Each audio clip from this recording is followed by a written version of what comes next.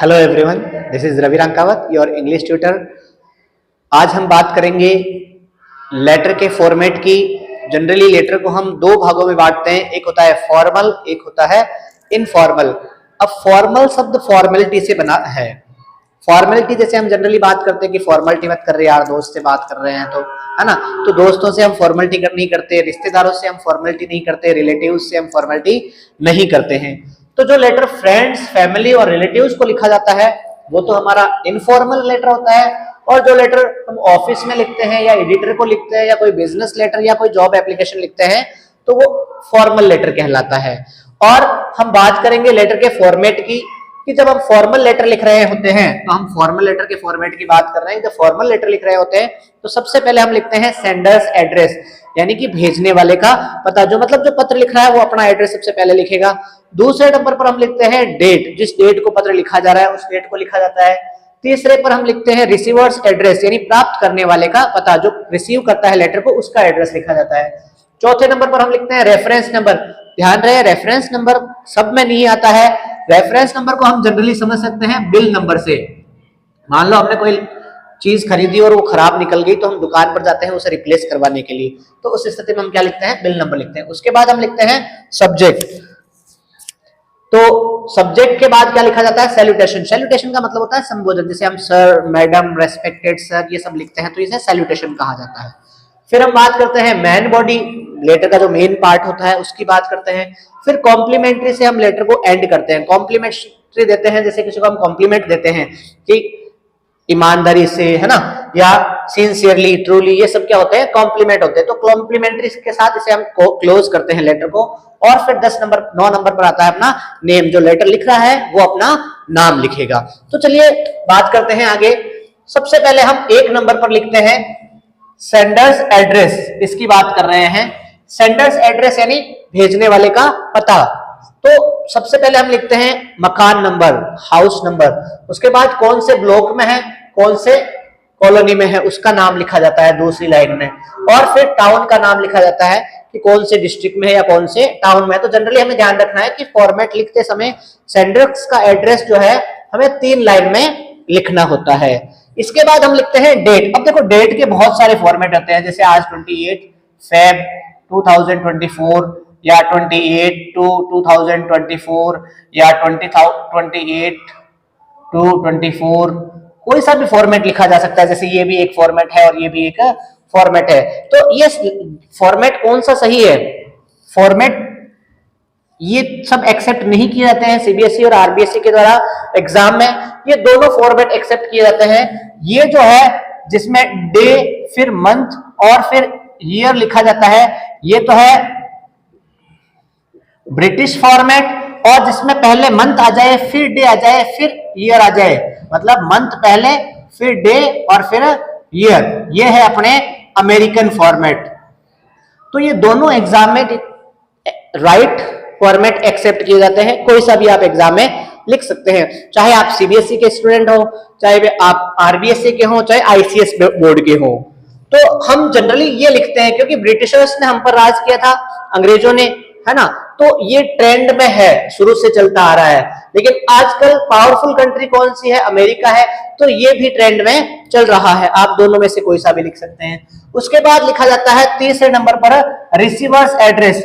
तो ध्यान रहे, रिसीवर एड्रेस जो होता है, रिसीवर के एड्रेस में मान लो हमने ये डेट लिख दी है ना, अमेरिकन ब्रिटिश फॉर्मेट लिख दिया, ठीक है। उसके बाद हम बात करते हैं डेट की। तो सबसे पहले जिस भी व्यक्ति को हम पत्र लिख रहे हैं, जिस भी पर्सन को हम पत्र लिख रहे हैं, लेटर लिख रहे हैं, उसकी पोस्ट लिखी जाती है। मतलब उसकी पोस्ट क्या है, वो किस पद पर काम कर रहा है। जैसे मान लो हम स्कूल में लेटर लिख रहे हैं तो हम किसे लिखेंगे, प्रिंसिपल को। तो सबसे पहले लिखा जाता है द प्रिंसिपल। आपने 8, 6, 7, 5th 4th में लिखी होगी टू द प्रिंसिपल, तो टू लगाया जाता है। आजकल टू का यूज नहीं होता है ना सीनियर क्लासेस के अंदर। तो द प्रिंसिपल पोस्ट लिख दी, है ना। यहाँ पर मान लो हम कलेक्टर को लिख रहे हैं, मान लो अपनी कॉलोनी में कोई समस्या है तो हमने लिख दिया द कलेक्टर। मान लो हमारा म्युनिसिपलिटी कॉर्पोरेशन, म्युनिसिपल कॉर्पोरेशन से कोई संबंधित कोई शिकायत लिख रहे हैं तो हम लिख देंगे द चेयरमैन। या मान लो कि लेटर वगैरह टाइम पर नहीं आ रहे हैं तो हम किसको लिखेंगे लेटर, हेड पोस्ट मास्टर को, तो लिख देंगे द हेड पोस्ट मास्टर। तो जिस भी ऑफिस में लेटर लिख रहे हैं उसके ऑफिस का जो पर्सन होगा, उसको जो हेड होगा उसका पोस्ट लिखा जाएगा। उसके बाद उसके ऑफिस का नाम लिखा जाएगा। जैसे हम लिखते हैं लेटर स्कूल में तो द प्रिंसिपल, फिर स्कूल का नाम लिखते हैं क्योंकि प्रिंसिपल कहाँ बैठता है, स्कूल में, तो the principal government senior secondary school और फिर टाउन का नाम ऐसे लिखा जाता है। तो यहाँ हमने लिख दिया द कलेक्टर कलेक्ट्रेट ऑफिस और फिर टाउन का नाम लिख दिया हमने जयपुर। उसके बाद आता है सब्जेक्ट। देखो 4 नंबर क्या है, रेफरेंस नंबर। रेफरेंस नंबर मैंने बताया कि सब लेटर में नहीं होता है, आज हम बात कर रहे हैं ऑफिशियल लेटर के फॉर्मेट की, है ना। तो इसमें सब ये जो अपना रेफरेंस नंबर है इसका यूज नहीं होगा। तो चौथा पॉइंट हम डिस्कस करेंगे बाद में। अभी बात करते हैं सब्जेक्ट की। सब्जेक्ट की स्पेलिंग पूरी लिखनी है और ध्यान रखना है, जैसे फॉर्मेट कोई भी कंप्लेंट लेटर है तो हम लिख सकते हैं to make a complaint about, तो ये तो चीज हमने लिख दी। उसके बाद हम लिख सकते हैं to make a complaint about, फिर सब्जेक्ट जो भी है, मतलब मान लो इलेक्ट्रिसिटी सप्लाई प्रॉब्लम है तो to make a complaint about electricity supply problem, या वाटर सप्लाई प्रॉब्लम है तो to make a complaint about water supply problem, या फिर मान लो इनसैनिटरी कंडीशन है तो to make a complaint about insanitary condition, या फिर ब्रोकन रोड है तो to make a complaint about broken roads, noise pollution है तो to make a complaint about noise pollution. कोई भी लेटर का जो मेन रीजन है लिखने का वो हम यहाँ पर लिख सकते हैं।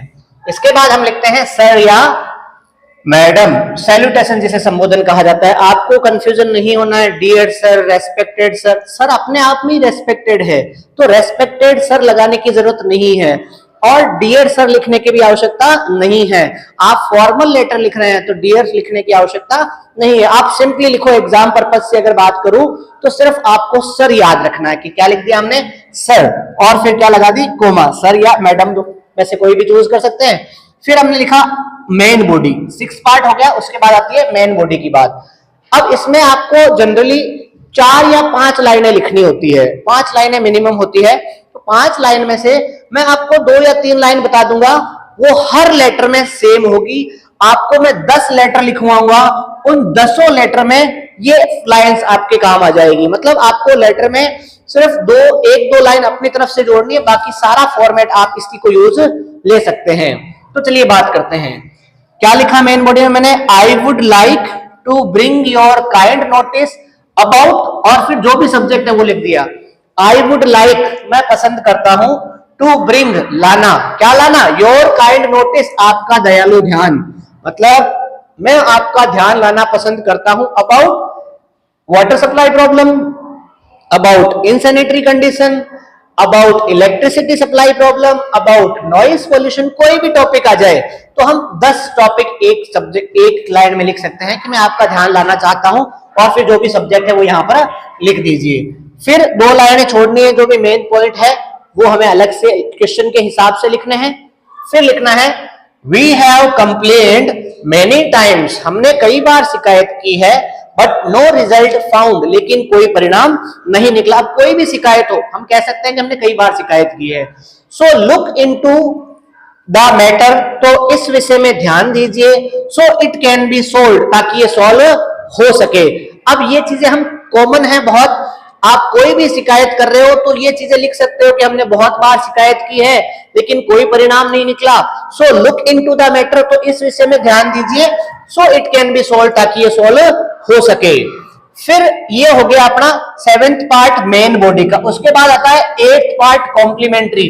कॉम्प्लीमेंट्री के 8th पार्ट में 2 लाइनें आती है, जिसमें से एक फिक्स है, वो है थैंकिंग यू, या फिर हम लिख सकते हैं थैंक यू, थैंक यू। दोनों में से कोई भी लिखा जा सकता है, बिल्कुल सही है। और फिर लिखा जाता है yours sincerely, truly, faithfully, obediently, कोई सा भी लिख सकते हैं, ध्यान रहे ओबीडेंटली जो है एप्लीकेशन में लिखा जाता है। इसके अलावा सिंसियरली, ट्रूली, फेथफुली हम किसी में भी लिख सकते हैं। कोशिश कीजिए आप सिंपल स्पेलिंग लिखें या वो जो आपको याद है। जैसे कई बार हम क्या करते हैं TRUELY कर देते हैं, जो कि गलत है।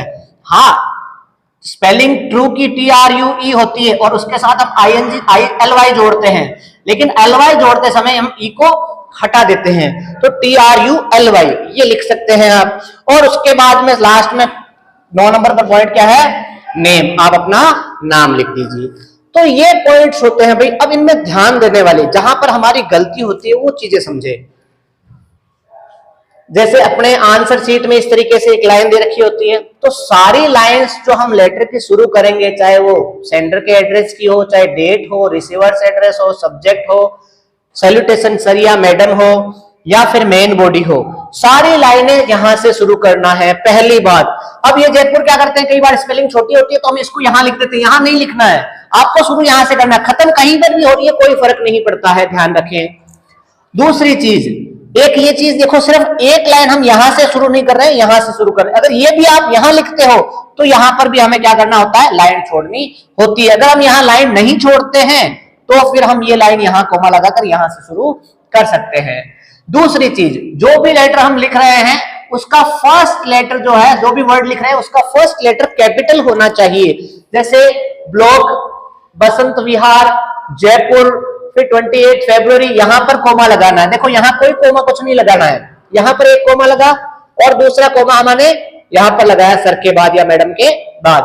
फिर 28 फरवरी, महीने का नाम पूरा लिखना है, पूरी स्पेलिंग लिखनी है, आधा नहीं, FEB लगा के नहीं छोड़ना है, गलत हो जाएगा, ठीक है। उसके बाद द कलेक्टर का TC, यहां पर भी C, ये ऑफिस का O, जयपुर का J, फिर सब्जेक्ट में और टू में सर या मैडम का S या M, जहां पर हम सेंटेंस शुरू कर रहे हैं उसका फर्स्ट लेटर, थैंकिंग यू, ये Y छोटा लिखा जा सकता है पर कोशिश करें आप कैपिटल ही लिखें। फिर योर्स, सिंसियरली, इनका भी फर्स्ट लेटर कैपिटल और जो नाम लिखते हैं उसका भी फर्स्ट लेटर कैपिटल होना चाहिए। इनमें से कोई भी चूज कर सकते हैं हम तीनों में, बहुत ज्यादा कॉम्प्लिकेशन नहीं है, आप सिंपली लिख सकते हैं, ठीक है भाई। अब बात करते हैं गलतियां होती है जो, एक तो हम टू कर देते हैं गलती में जो गलत है, एक YOURS और एपोस्ट्रोफी लगा देते हैं, बहुत कॉमन गलती है ये, एपोस्ट्रोफी लगाने की आदत है हमारी, है ना, तो ये एपोस्ट्रोफी नहीं लगाना, बता रहा हूं फिर से, गलत है। YOURS सीधा सीधा लिखना है, एपोस्ट्रोफी नहीं लगाना, ये कोमा नहीं लगाना है, अगर लगाओगे तो गलत हो जाएगा। चलो अब इसमें फर्क क्या होता है हम आगे के वीडियो में बात करेंगे जब हम ग्रामर की बात करेंगे, है ना। और तो ये सारी चीजें होती है हमें, हमारे जो गलती होती है हमारी, है ना, इनमें जो लेटर होते हैं वो कॉमन होने चाहिए और हर एक टॉपिक के बाद, हर एक पॉइंट के बाद हमें लाइन छोड़नी है। जैसे सेंटर का एड्रेस लिखा, उसके बाद हमने क्या किया, लाइन छोड़ी, फिर डेट लिखी, फिर मैंने यहां लाइन खींची है, आपको लाइन छोड़नी है, स्पेस देना है। उसके बाद रिसीवर्स एड्रेस लिखा, फिर लाइन छोड़नी है, सब्जेक्ट लिखा, फिर लाइन छोड़नी है, सब्जेक्ट के बाद में जो सैल्यूटेशन लिखते हैं सर या मैडम, उसके बाद लाइन नहीं छोड़नी है, यहां कोमा लगाकर हम यहां से सेंटेंस शुरू कर सकते हैं। फिर ये यहां पर लाइन छोड़नी है मेन बॉडी के एंड में, और फिर थैंकिंग यू के बाद में, योर सिंसियरली के बाद में और कालूराम के बाद में सेंटेंस खत्म हो जाएगा। जो भी आपका नाम है आप लिख सकते हैं। तो ये हुआ भाई हमारा लेटर का फॉर्मेट। आपको अगर समझ में नहीं आया तो मुझे कमेंट कीजिए, या कोई और कंफ्यूजन है तो आप मुझसे पूछिए, मैं आपका कमेंट का निश्चित रूप से जवाब दूंगा। एक वीडियो हम और तैयार करेंगे जिससे आपके 10 लेटर तैयार हो जाएंगे और डेफिनेटली आपके एग्जाम में पूरे में से पूरे नंबर आएंगे। तो I request you to like, share and subscribe my channel and please do a small comment if you like this video. Thank you so much.